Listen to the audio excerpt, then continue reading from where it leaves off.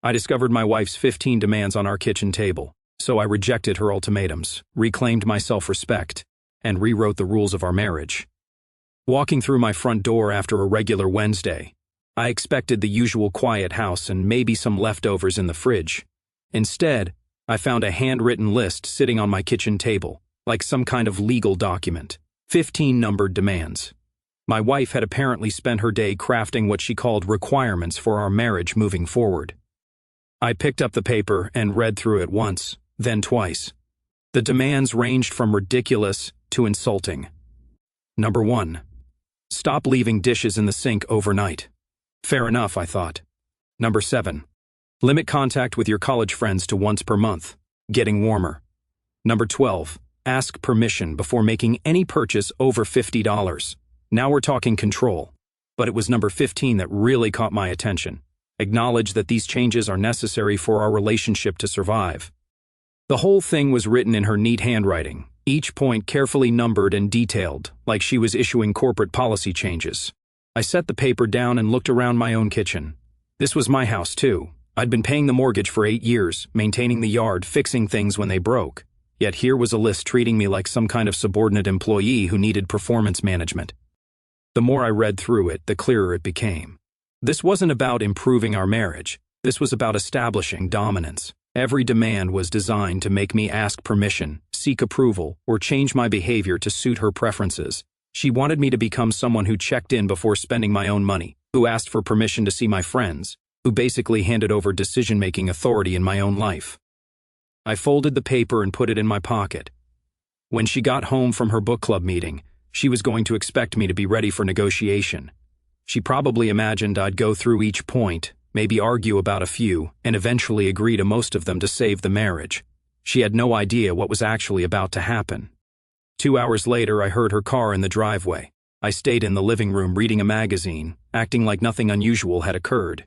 She walked in with that expectant look people get when they're waiting for a reaction to something they've done. "Did you see what I left on the table?" she asked, trying to sound casual but clearly fishing for my response. "I saw it," I replied without looking up from my magazine. "And?" She sat down across from me, leaning forward with her hands clasped. "Well, what do you think? I spent a lot of time thinking about what we need to work on." I closed the magazine and looked at her directly. "You spent time thinking about what I need to work on. There's a difference. These are things that would help our relationship," she said, her voice taking on that patient tone people use when they think they're being reasonable. "I'm not asking for anything crazy. You're asking me to get permission to spend $50 of my own money. In what world is that not crazy?" She shifted in her seat. "It's about communication, about making decisions together. No, it's about control, and we both know it."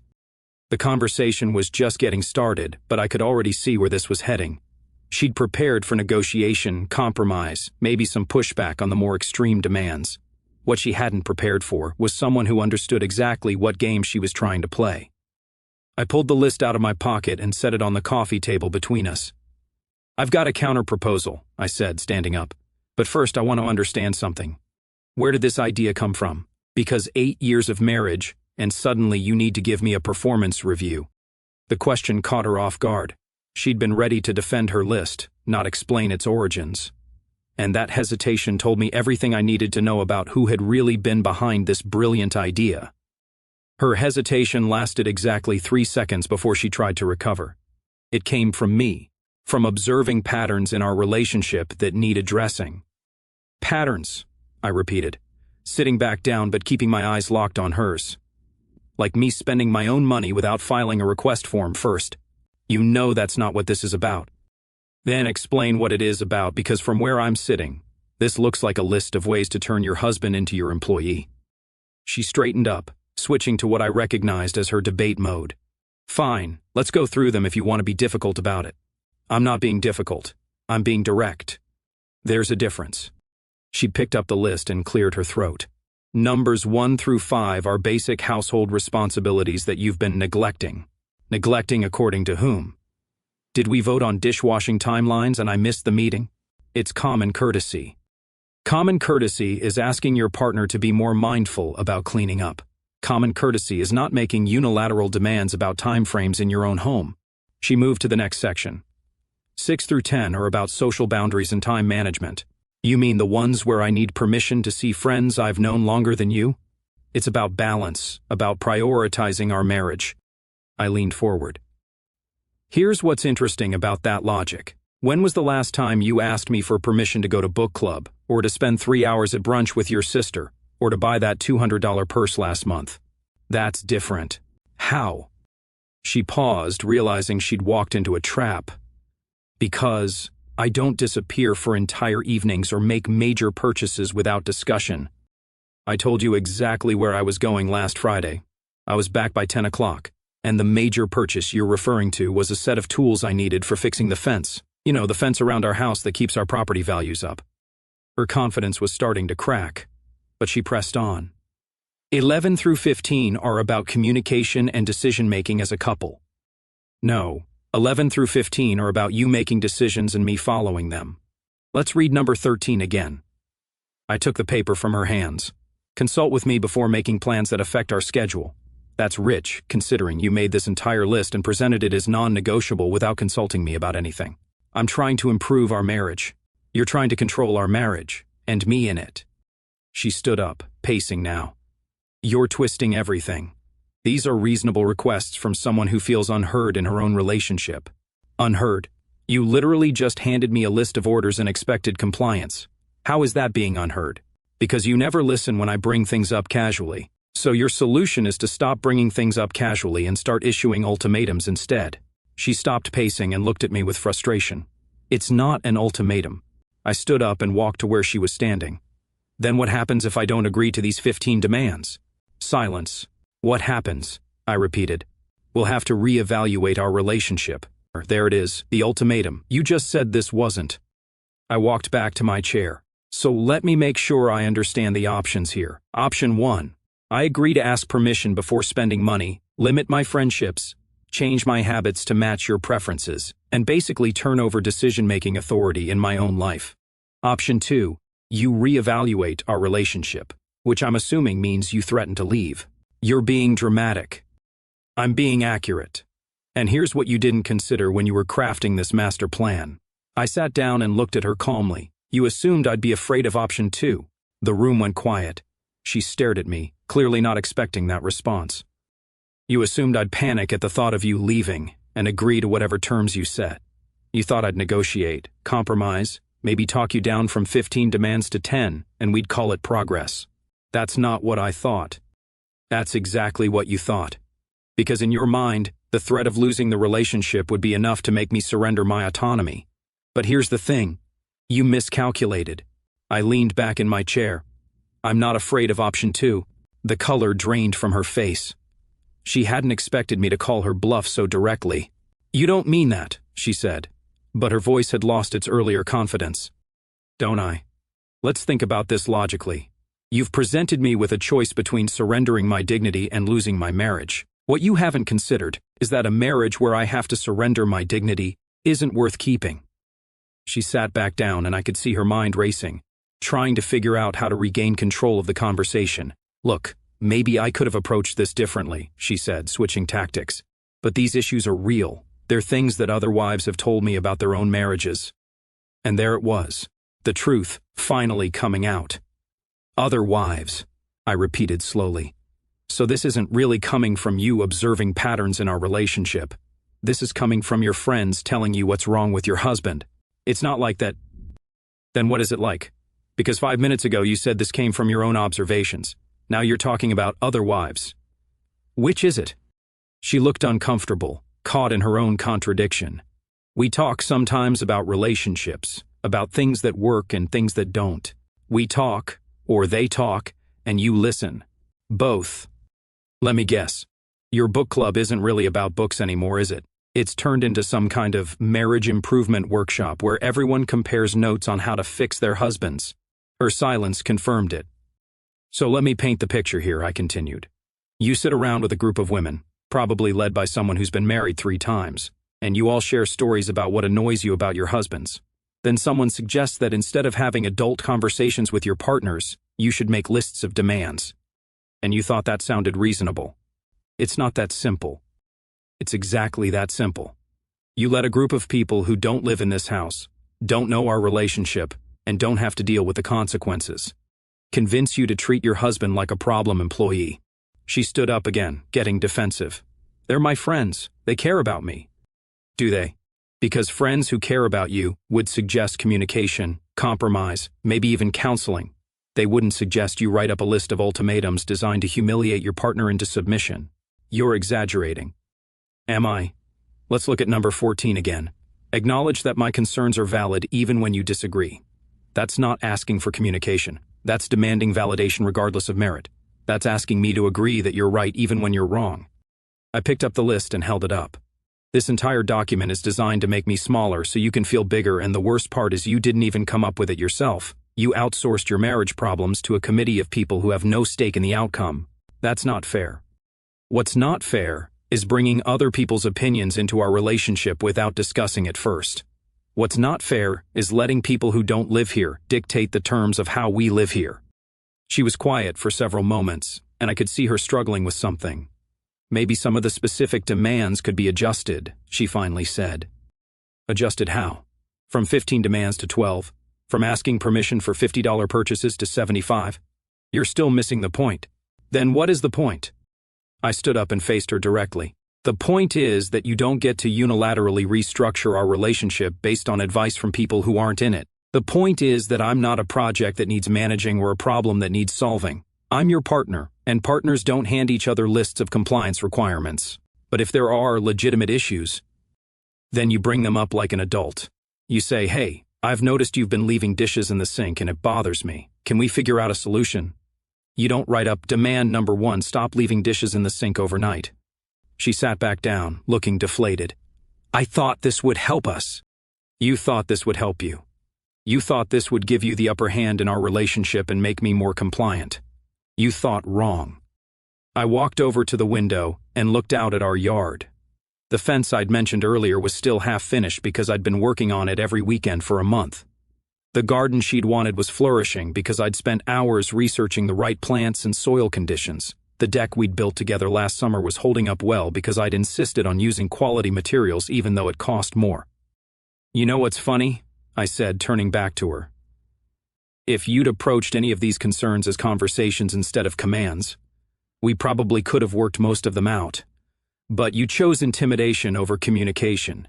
You chose ultimatums over understanding. So what happens now? She asked quietly. I looked at her for a long moment. Now I give you my response to your 15 demands. I walked to the kitchen and grabbed a notepad from the drawer. She followed me, watching as I sat down at the same table where she'd left her list of demands. What are you doing? She asked. Writing my response, I said, not looking up. She hovered nearby, trying to see what I was writing, but I kept the notepad angled away from her view. The truth was, I wasn't writing much, just one line, but I took my time, thinking through every word carefully. Is this going to take long? She asked after a few minutes. Good things are worth the wait, I replied. She sat down across from me, drumming her fingers on the table. I could see the anxiety building in her expression. She'd expected either immediate compliance or a heated argument. This calm, methodical approach was throwing her off balance. Can we at least talk about this while you write? She tried. Nothing to talk about yet. I'm still formulating my response. The silence stretched between us. I finished writing and set the pen down, but I didn't turn the notepad around. Instead, I leaned back in my chair and studied her face. Before I share this with you, I said, I want to make sure I understand your position completely. You wrote 15 demands that you expect me to follow. If I don't agree, you'll reevaluate our marriage. Is that accurate? It's not about demands. Yes or no? Is that an accurate summary of your position? She hesitated. Yes. Good. And these demands came about because your book club friends convinced you that this was a good approach to marriage improvement. They didn't convince me. They just helped me see things more clearly. Right. They helped you see that your husband needed to be managed like an unruly employee, and you thought that was insightful rather than insulting. You're twisting this. I'm clarifying this because I want to make sure that when I give you my response, you understand exactly what led to it. I turned the notepad around so she could see what I'd written. There was just one line in the center of the page. Find someone who cares. She stared at it for several seconds, then looked up at me with confusion. What does that mean? It means I'm not participating in your compliance program. It means I'm not negotiating with ultimatums. It means if you want a husband who asks permission to spend his own money and gets approval for his friendships, you'll need to find someone else. You can't be serious. I'm completely serious. You presented me with two options: submit to your demands or face the consequences. I'm choosing option 3, reject the entire premise. She stared at the notepad again. This is ridiculous. You're being childish. Am I? You spent time crafting 15 ways to control my behavior. I spent time crafting one way to maintain my dignity. Which approach seems more mature to you? But this doesn't solve anything. It solves everything. You want a husband who'll comply with lists of demands? Go find one. I'm not that guy. She stood up and started pacing again. So, you're just going to throw away 8 years of marriage because you don't want to compromise? I'm not throwing anything away. You did that when you decided to treat me like a subordinate instead of a partner. I'm just refusing to pretend it didn't happen. We can work through this. No, we can't. Because the fundamental problem isn't the 15 demands. It's that you thought making 15 demands was appropriate in the first place. People change. Relationships evolve. You're right, they do. And this is me evolving past the point where I accept being treated with disrespect in my own home. She stopped pacing and looked at me with something that might have been panic. You're really willing to end our marriage over this? I'm willing to end our marriage rather than live in one where I have to ask permission to be myself. The question is, are you willing to end it rather than treat me like an equal? That's not fair. Fair would have been approaching me with concerns and working together to address them. Fair would have been having adult conversations about things that bothered you. What you did was the opposite of fair. She sat back down, and I could see her mind working, trying to find a way back to control. What if we modified some of the demands? She asked. You're still not getting it. The problem isn't the specific demands. The problem is that you made demands at all. But relationships require boundaries. Boundaries are things like, don't cheat on me, or don't spend money we don't have. They're not ask permission before seeing your friends, or acknowledge that I'm right even when I'm wrong. So, there's nothing I can say that would change your mind. I looked at her carefully. There's one thing. What? You could acknowledge that this entire approach was wrong. You could apologize for treating me like a problem to be managed instead of a partner to be respected. You could admit that letting your friends dictate the terms of our relationship was inappropriate. She was quiet for a long moment. And then what? She finally asked. Then we'd have a starting point for an actual conversation about how to improve our relationship. But that would require you to see me as an equal, not as someone who needs to be controlled. I don't want to control you. Yes, you do. You just don't want to admit it. She stared at the notepad for another minute, then pushed it back toward me. This is absurd. You're making this into something bigger than it needs to be. No, I'm responding proportionally to what you actually did. You made this big when you decided to write 15 ultimatums instead of having one honest conversation. Fine, she said, her voice taking on an edge. If you want to be stubborn about this, then maybe we do need to reevaluate things. There it is again, the threat you keep falling back on when you don't get your way. It's not a threat, it's a reality check. I leaned forward and looked at her directly. Let me give you a reality check. You think threatening to leave gives you leverage? You think it makes me more likely to comply with your demands? Here's what you haven't considered. What if I don't care if you leave? The words hit her like a physical blow. She sat back in her chair, clearly not expecting that response. You don't mean that. Don't I? Let's think about what I'd actually be losing. A partner who treats me like an employee. Someone who makes unilateral decisions about how I should live my life. A person who thinks ultimatums are appropriate tools for relationship management. You'd be losing your wife. Would I? Because the woman I married wouldn't have handed me a list of compliance requirements. The woman I married would have talked to me about problems instead of issuing orders. So maybe I've already lost her. She was quiet for several moments, and I could see her struggling to process what was happening. This wasn't going according to her script. What if I tear up the list? She finally asked. What if you do? Would that change things? Would it change the fact that you wrote it in the first place? Would it change the fact that you thought this was appropriate? Would it change the fact that you've spent weeks discussing our private relationship problems with a group of women instead of discussing them with me? People need friends to talk to. People need friends to support them, not to manipulate them into treating their spouses like adversaries. I stood up and walked to the window again. Outside, I could see our neighbor working in his garden. He and his wife had been married for 30 years. I'd never once seen her hand him a list of behavioral modifications. Here's what's really bothering me about all of this, I said, turning back to her. It's not just that you made demands. It's that you thought I'd accept them.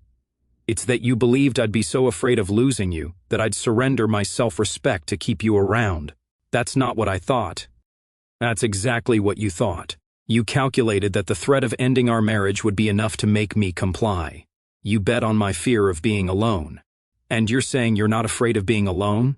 I'm saying I'm more afraid of being in a relationship where I'm not respected than I am of being in no relationship at all. She stood up and walked over to where I was standing. So what happens now? You just give up on us. I'm not giving up on us.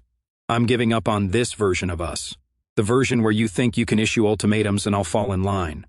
But we could work on this. We could go to counseling. Because counseling requires two people who see each other as equals. Right now, you see me as a project that needs fixing. I don't want to lose you, she said. And for the first time, her voice cracked slightly. Then don't treat me like someone you're willing to lose. Don't make threats about reevaluating our relationship every time you don't get your way. So, what do you want from me? I turned to face her fully. I want you to understand that what you did was wrong, not poorly executed or badly timed, wrong. I want you to recognize that partners don't make compliance lists for each other. I want you to admit that you let other people interfere in our marriage in a way that was completely inappropriate. And if I do that, then we can have a real conversation about whatever concerns you have.